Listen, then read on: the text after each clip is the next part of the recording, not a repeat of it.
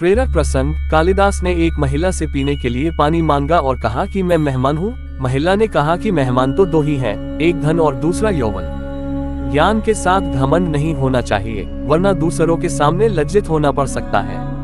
महाकवि कालिदास के जीवन के कई ऐसे प्रसंग हैं जिनमें सुखी जीवन के सूत्र बताए हैं। वे बहुत ज्ञानी थे, लेकिन एक समय उन्हें इस बात पर घमंड हो गया था। इसके बाद एक महिला ने उन्हें समझाया कि ज्ञान के साथ घमंड नहीं होना चाहिए।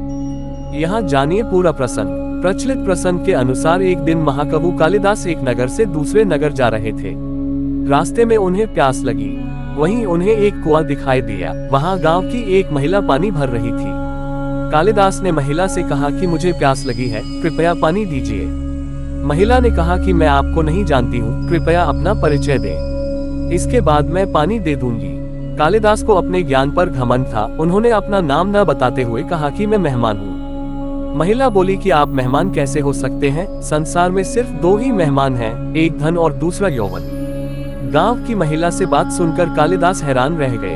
उन्हें उस महिला से ऐसी बात की उम्मीद नहीं थी। वे फिर बोले कि मैं सहनशील हूँ। महिला ने कहा कि आप सहनशील नहीं है, इस संसार में सिर्फ दो ही सहनशील हैं। एक ये धरती जो पापी और पुण्यात्माओं का बोझ उठाती है, हमें खाने के लिए अनाज देती है। दूसरे सहनशील पेड़ हैं जो पत्थर मारने पर भी फल ही देते हैं। कालिदास ने फिर कहा कि मैं हठी हूँ। महिला बोली कि आप फिर झूठ बोल रहे हैं। हठी दो ही हैं, एक हमारे नाखून और दूसरे बाल। इन्हें बार बार काटने पर भी फिर से बढ़ जाते हैं। महिला से ऐसी ज्ञान वाली बातें सुनकर कालिदास हार मान गए और बोले कि मैं मूर्ख हूँ। इस पर महिला ने कहा कि मूर्ख भी दो ही हैं, एक राजा जो बिना योग्यता के भी सब पर राज करता है, दूसरे दरबारी जो राजा को खुश करने के लिए गलत बात पर भी झूठी प्रशंसा करते हैं। अब कालिदास महिला के चरणों में गिर पड़े और पानी की याचना करने लगे। तभी महिला ने कहा, उठो वत्स। कालिदास ने ऊपर देखा तो वहां देवी सरस्वती खड़ी थी।